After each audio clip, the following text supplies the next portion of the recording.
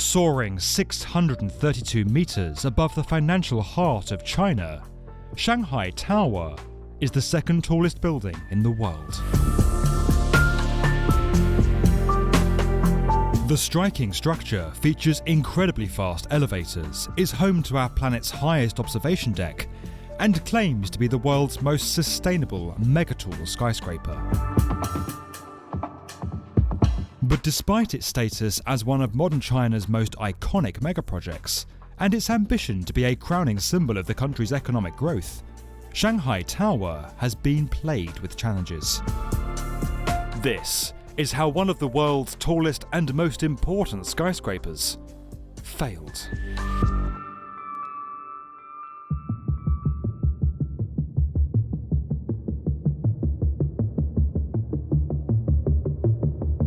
Plans for Shanghai Tower date back to 1993.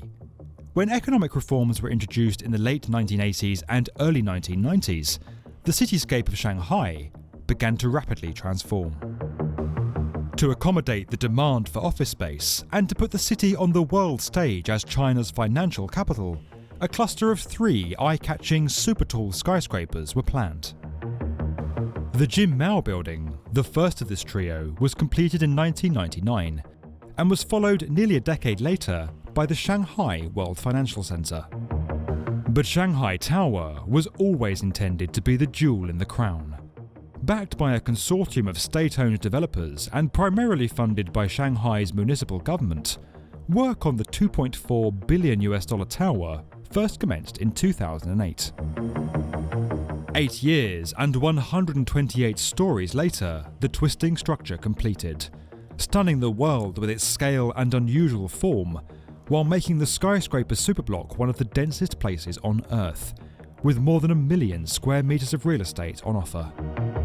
Sitting so close together, these towers invite comparison.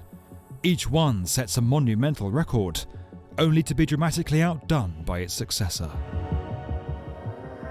But since its opening in 2016, Shanghai Tower has faced a myriad of problems, most notably an astonishingly low occupancy rate. Until as recently as 2018, the building was half empty. The spaces that were leased were let to domestic corporations, and only 30% of those had actually been able to move in. The much sought-after multinationals were even more reluctant to sign leases. There were several reasons for this. Firstly, bureaucratic red tape and safety concerns from local fire authorities, who were concerned at the building's immense height, meant that it took several years for the tower to gain its full fire certifications.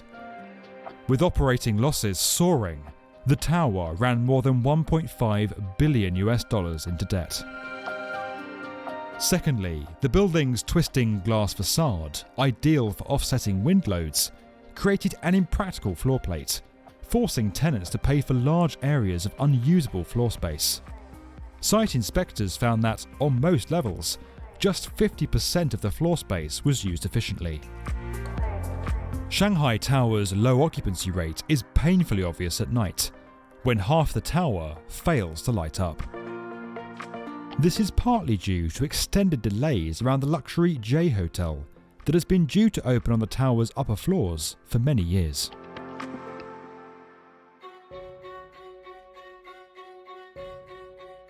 Shanghai Tower's world-class sustainability credentials, which earned it LEED Platinum certification, were in fact a key part of its commercial strategy.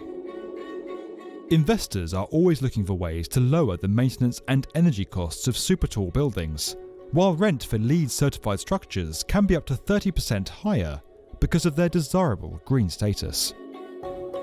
As such, the tower boasts over 40 energy-saving techniques, including 200 wind turbines at its summit providing 10% of its power, a dual-layered glass skin that naturally cools and ventilates the building interior, and a rainwater recycling system.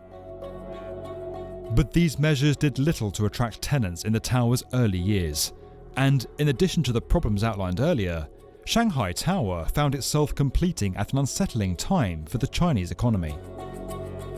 With commercial occupancy rates across the city falling, the tower was asking tenants to pay expensive rents when they were looking for bargains. Even the International Monetary Fund noted the lack of competent commercial decision-making from China in its construction projects. No private company in the world could build a tower this wildly expensive, but lease so little of it.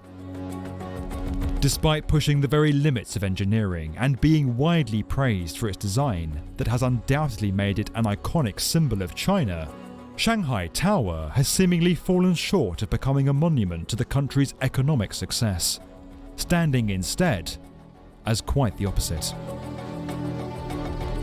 If you enjoyed this video and would like to get more from the Definitive Video channel,